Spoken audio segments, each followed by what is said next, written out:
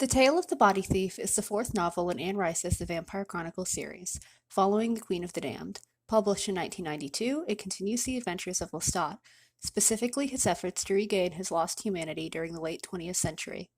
At the beginning of the story, Lestat grows depressed and becomes remorseful because of his vampiric nature. Although he tries to limit his victims to murderers, serial killers, and other criminals, he nonetheless caves into temptation once in a while and kills an innocent, or someone who he feels does not necessarily deserve to die. Lestat also suffers from constant nightmares concerning his late daughter, Claudia, for whose death he blames himself. The coven of vampires formed at the end of The Queen of the Damned has long since broken up, and Lestat has become extremely lonely. Among his only remaining friends is the mortal head of the Talamasca cast, David Talbot, who is 74 years old. Although Lestat has repeatedly offered David the dark gift, David has always refused to become a vampire and keeps Lestat company through eternity. Lonely and depressed, Lestat goes to the Gobi Desert at dawn in a half-hearted suicide attempt. When he does not die, he goes to David's home in England to heal. A mysterious figure, Raglan James, the eponymous body thief of the story, approaches Lestat with what seems to be a cure for his ennui and depression. James sends Lestat several messages, hinting that he has the ability to switch bodies. Eventually, he proposes to Lestat that the two of them trade bodies for a day. Against the advice of other vampires and David Talbot, Lestat jumps at the opportunity. Unfortunately, James has no intention of ever switching back, and Lestat is forced to cook up a scheme to regain his body. Lestat nearly dies after becoming human again. His new body is racked by pneumonia, which he ignores during a tour of Washington, D.C. in the middle of winter. He is saved by the care of a nun named Gretchen.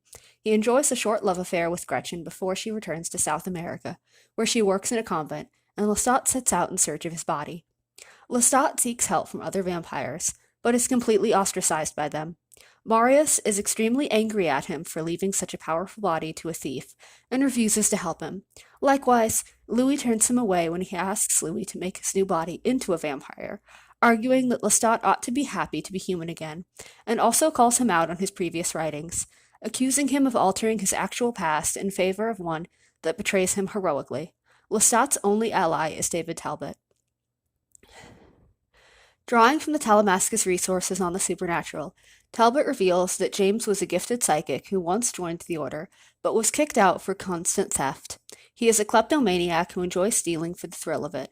It is revealed that every single thing he owns, from his house to his body, was stolen or schemed for.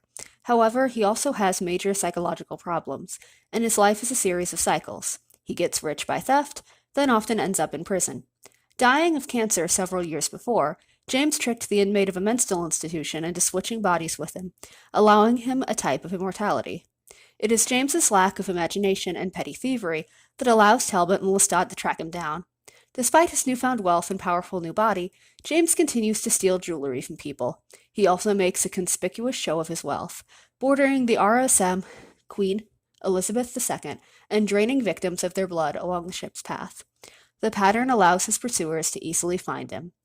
On the cruise ship, Lestat manages to regain his body with David's help, but the sun is rising as he performs the switch, and he must immediately flee to a safe place in which to spend the day. When he awakens in the evening, he finds that both James and Talbot have disappeared. Lestat finds David in Florida and is surprised to find that his friend, despite his earlier protestations, has changed his mind and now wants to become a vampire. However, while taking his blood, Lestat discovers a final trick. When forced out of Lestat's body, James takes over Talbot's body instead of returning to his own. Lestat angrily attacks James, crushing his skull. The blow proves fatal. The injury damages James's brain and prevents him from leaving the dying body or trying to switch bodies before his current one dies. At this point, the tale of the body thief reaches a false ending. Raglan James is dead. David has begun to enjoy life in his new young body. Lestat returns to New Orleans, reunites with Louis, and begins to renovate his old house in the French Quarter. Above all, Lestat claims that he has finally come to accept his vampiric nature.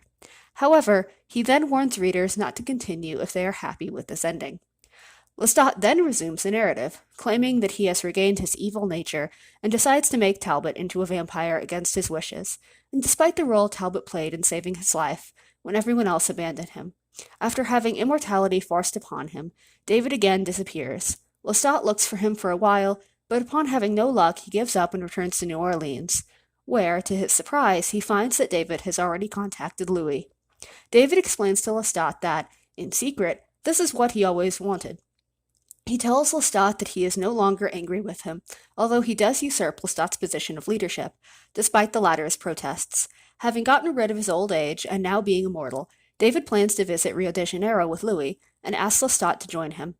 At the end, Lestat also realizes that, despite all that happened, he is still alone, has failed to regain his humanity, and has thrown away his only chance to make amends for his past misdeeds.